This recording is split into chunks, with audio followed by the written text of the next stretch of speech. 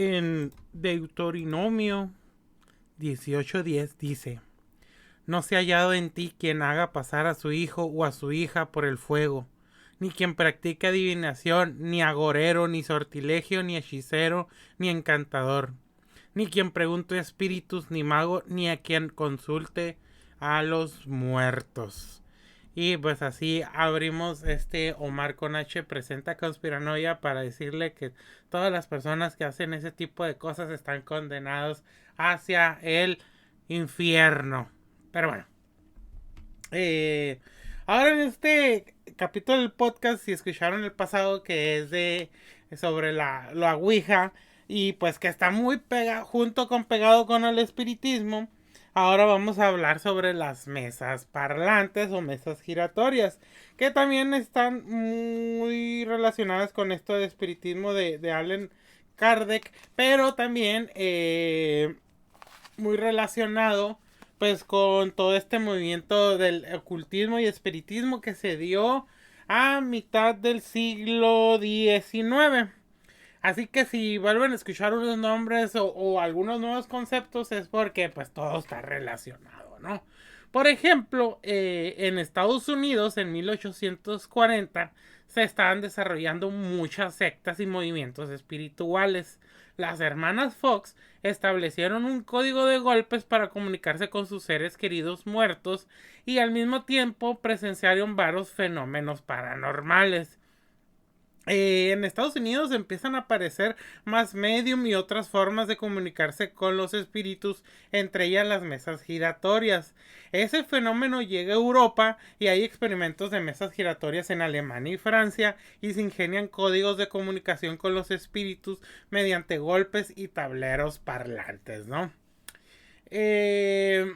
Nos menciona un científico social español que las creencias esotéricas medran sobre todo en momentos de crisis sociales y espirituales, como alternativas frente a las religiones tradicionales o como respuesta al positivismo cientificista. El espiritismo del siglo XIX se basa en las creencias básicas de la existencia de un Dios único, un progreso indefinido del alma, la pluralidad de mundos habitados, la doctrina de la reencarnación y la negación de la eternidad de las penas. Mucho de lo de aquí y que también me llamó la atención, pues son las sociedades espíritas que se hicieron en España en especial, ¿no? Que está muy bien documentado y que pues tenía que ver también con movimientos sociales y políticos de esa época, ¿no? Bueno, telequinesia, o como se le llamó al movimiento que sufrían objetos cuando este era causado por espíritus, fantasmas u otras fuerzas sobrenaturales, era pues también era un intento de conocer y de mantener contacto con el mundo de los espíritus y por eso pues surgieron las mesas parlantes o mesas giratorias, ¿no? ¿Cuál era la ventaja de este sistema? Como ya les había dicho, igual que la Ouija, es que cualquier grupo podría intentarlo, tuvieran presente o no pues un medium, ¿no? Que eso era lo interesante para mí de mencionarles. Les voy a mencionar varias sesiones de las mesas giratorias, ¿no? Una que viene siendo pues un reportaje, pues un ejemplo. Todo esto pues para que pues más o menos se den cuenta cómo era este show, ¿no? Solían empezar por un grupo de personas que se reunían en torno a una mesa. Disponían sus manos sobre ella y se concentraban o realizaban algún tipo de recitado de fórmula dirigido a estos supuestos seres con los que querían hablar. Al cabo de un rato la mesa empezaba a moverse, se oían ruidos extraños y a veces incluso se veían luces.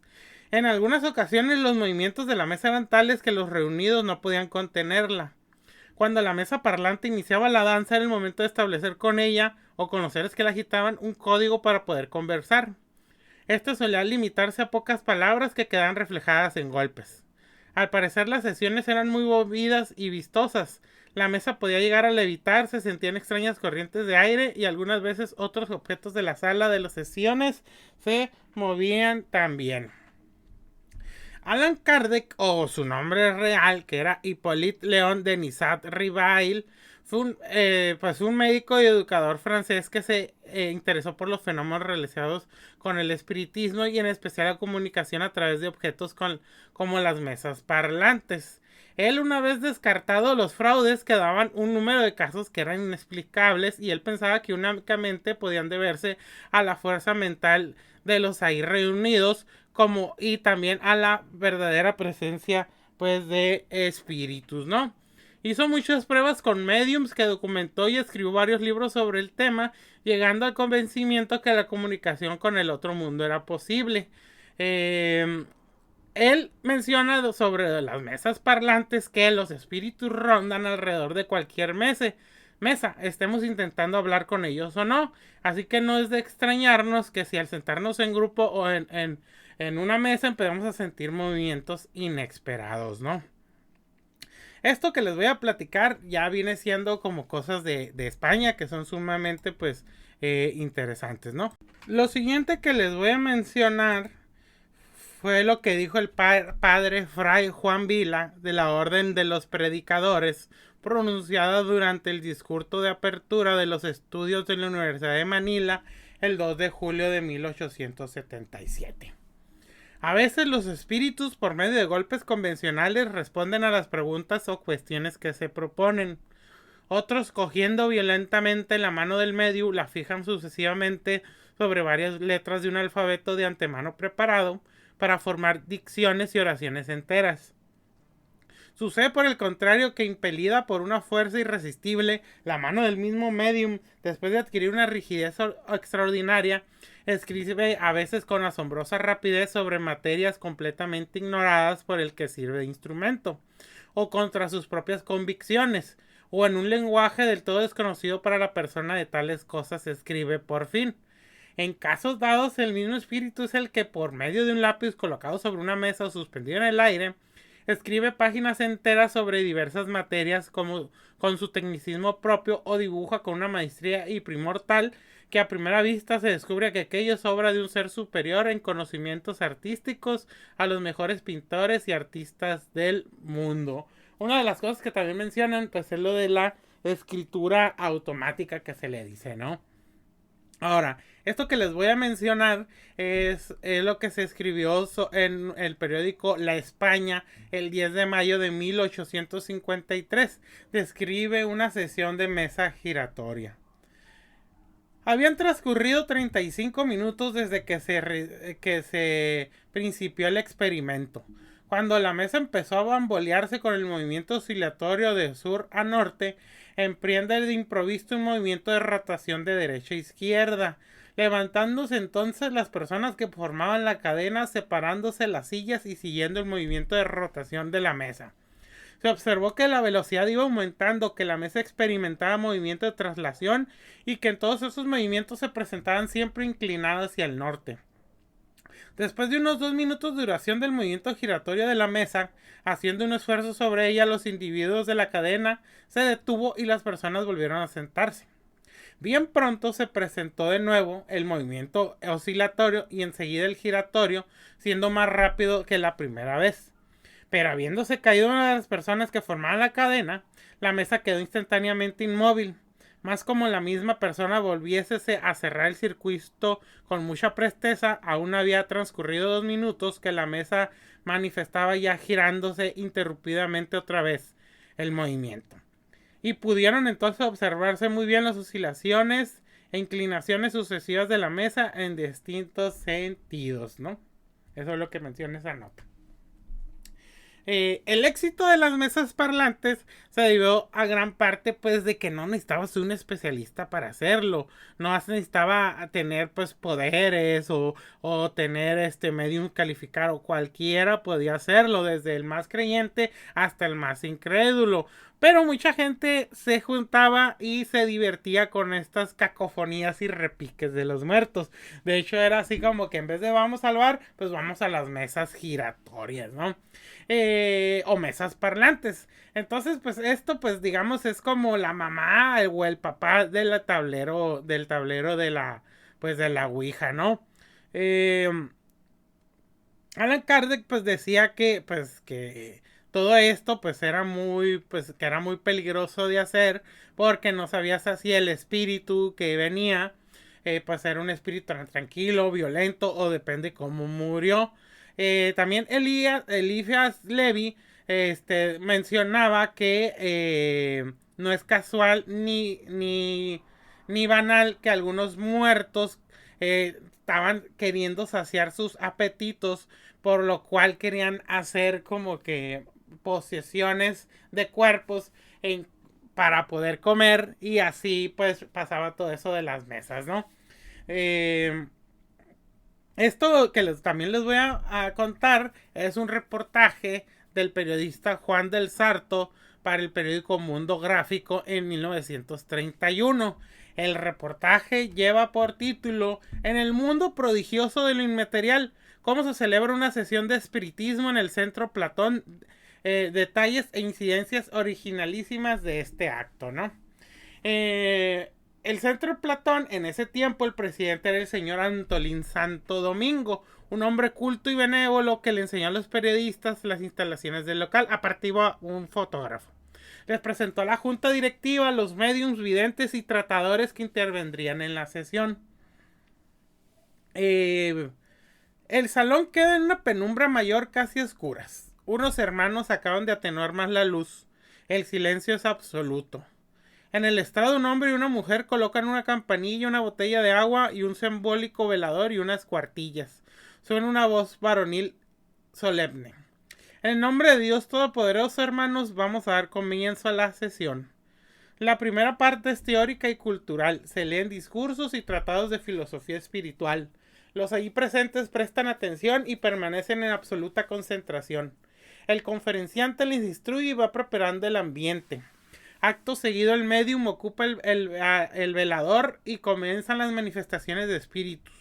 Surgen entonces los diálogos cargados de preguntas, respuestas, advertencias, consejos y demás diálogos que uno mantendría con un espíritu, que no siempre solía ser conocido. Al parecer los espíritus caprichosos se presentaban en algunas sesiones. Como es lógico, todos estos diálogos se recibían de forma telegráfica, por medios de golpes en la mesita de velador y en las interpretados por el medium. Después llegaba el efecto mediumnímico, por el cual los mediums eran poseídos por los espíritus. Esta posesión se manifestaba por gestos del dolor, alegría, sufrimiento, placer, recuerdos, etc. Entonces el tratador, persona experta en interrogar a los mediums, se asegurara que el espíritu no era el medium, sino el poseedor de su cuerpo. Luego los videntes analizaban el ente y no saben si se trataba de un familiar o no, si estaba acompañado y con quién, además de otros detalles que ellos solamente veían. En aquella sesión se manifestó un espíritu joven. La medium fue relatando lo que aquel ente le contaba y que el periodista transcribe con estas palabras. Confiesa con gran dolor y desesperación que cuando habitaba en la cárcel horrible y miserable de la materia, él vivía feliz en su casa con sus padres y hermanos. Era el mayor de los hijos varones de aquella honrada familia, y un día notó con espanto que se hallaba enamorado de su propia hermana, con la cual hubo de cometer al fin un incesto monstruoso. Fruto de aquella infamia fue un niño que fue enterrado por los culpables en el establo de la casa. Enterrado el padre, desesperado y fuera de sí, le dio un golpe terrible y lo mató. Desde entonces se hallaba purgando su delito años y años, pero eran grandes tales su dolor y arrepentimiento que confiaba en pasar muy pronto a otro estado de menos sufrimiento y expiación. Juan del Sarto, después de haber vivido aquella experiencia espiritual, pone punto y final a su reportaje con estas palabras. Lector, eso es lo que he visto en esta sesión amena e interesantísima del Centro Platón. Farsa o burda, realidad científica, no lo sé. Lo único que puedo decirle a usted es que comienzo a darme cuenta que pensar seriamente este original y misterioso y prodigísimo problema del espiritismo. Pues bueno, otra cosa a mencionar de lo del espiritismo, y en especial pues en España, y les digo también en México, pues es que también tenía mucho que ver con movimientos sociales y políticos, en especial pues los movimientos revolucionarios, republicanos y socialistas. Y otra cosa, ustedes dirán, pero ¿por qué ahorita ya no hay asociaciones espíritas y todo eso? Pues es porque pues había mucho fraude, ¿no? Había mucha gente que empezó a hacer fraude con esto y empezaron a salir pues muchas personas que estaban en contra de esto, tanto la iglesia y gente que quería probar que todo pues esto era pues una mentira, ¿no? Y pues entre ellos están los cazadores de fantasmas o los cazadores de fraude, por ejemplo Harry Houdini, y también uno que también le vamos a hacer su video próximamente, que es el cazador de fantasmas Harry Price, ¿no? Así que todo esto del espiritismo, les digo, pues tuvo su auge y tuvo una importancia política y social, tanto en el mediados del siglo XIX y principios del siglo XX, pero pues fue decayendo, ¿no? ¿Por qué? Porque también pues no era tan atractivo ya lo que podríamos llamar pues como este tipo de cientificismo o positivismo, ¿no? Y también pues por todos los fraudes que hubo detrás de eso y pues que empezó pues también lo que sí y hasta la fecha pues este auge del ocultismo, esoterismo, los espíritus, fantasmas y posesiones demoníacas, ¿no? Entonces espero que les haya gustado y nos vemos en la próxima. Hasta luego.